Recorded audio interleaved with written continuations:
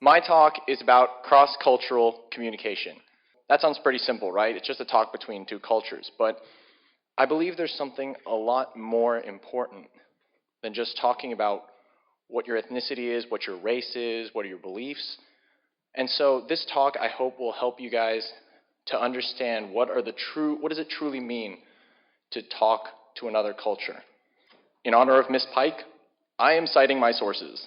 So this is not originally my idea. This was given as a speech by Dr. Gary Weaver. He was a professor at American University at the School of International Services, and I was at a summer class for Global Youth Leader Conference, and he gave this wonderful speech about how culture impacts our lives daily and what culture really is. And it really struck me as something important. And so I thought it would be something worth talking about. Now, so first off, what is cross-cultural communication? We already know that. But the more important question is, why is it important? I mean, it's a big word and everything, and sure, it seems important, but what does it really mean? So to illustrate this, I'll give an example. So let's say an American man and a Middle Eastern man are at a party. The American man wants to talk to the Middle Eastern man. So in American culture, the space for personal space is about this much space, about 6 to 12 inches of space. That seems reasonable. But in the Middle East, the personal space is this much, almost twice that distance. So what does this mean? The American man goes to approach the Middle Eastern man.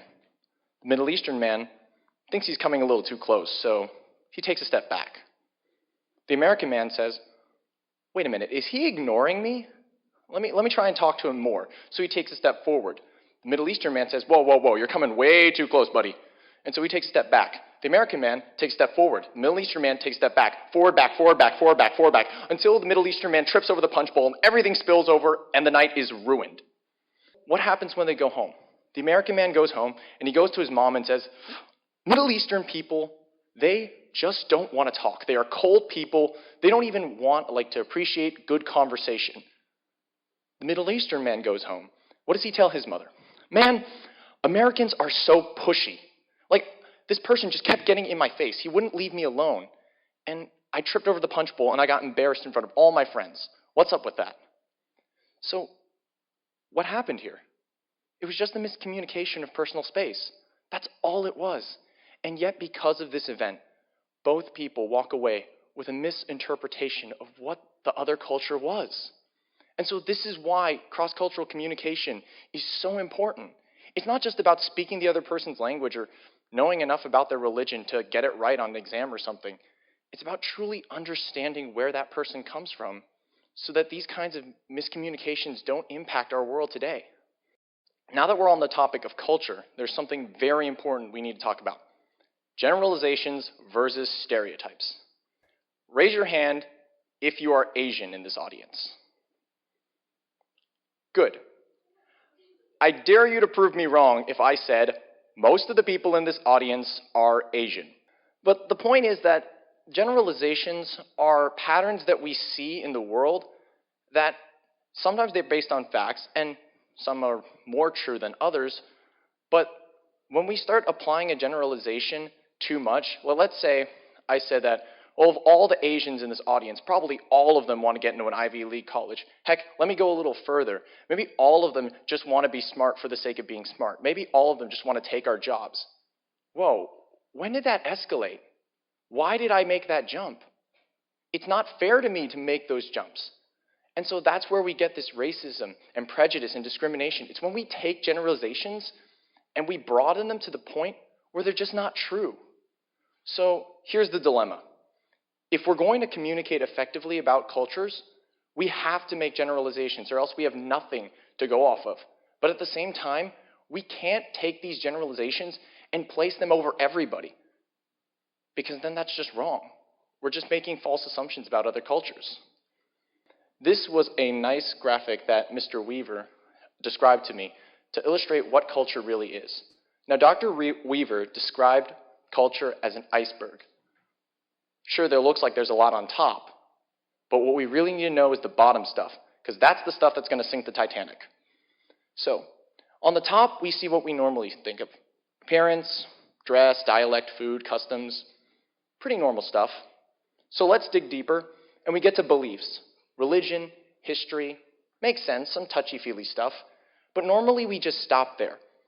Now, Dr. Weaver says that there's actually a layer under that that is even more important.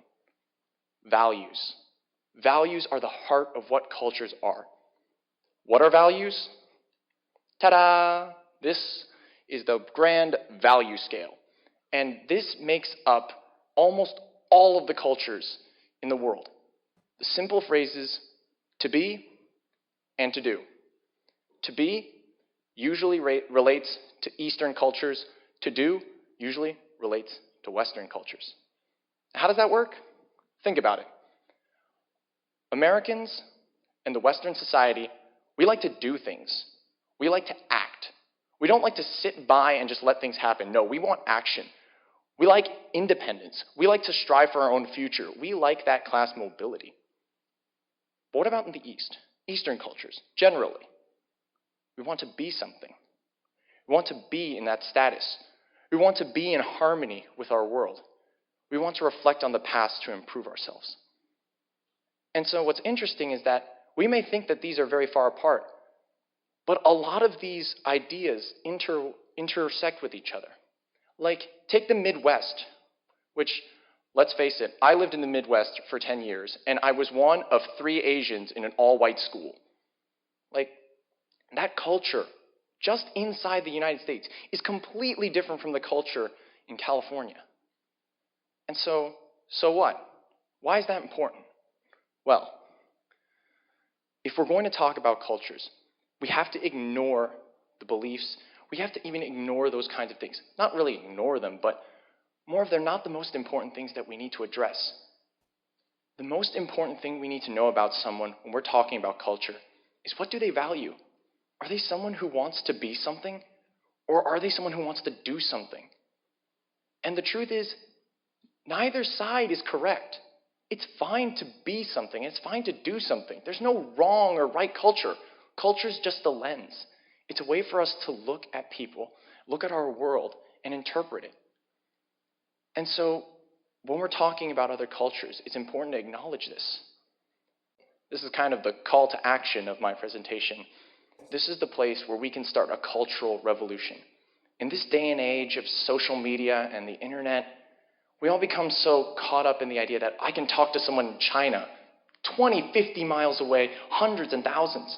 But even if I speak Mandarin, or even if I speak Cantonese, even if I speak their language, I know everything about their history, I don't necessarily know what they value. Just because someone's from China doesn't necessarily mean that they value their family more than anything. If we talk to people more, if we try and understand these values, our world can be such a better place. Misinterpretations like the one I showed you of the American man and the Middle Eastern man, those things can escalate very quickly.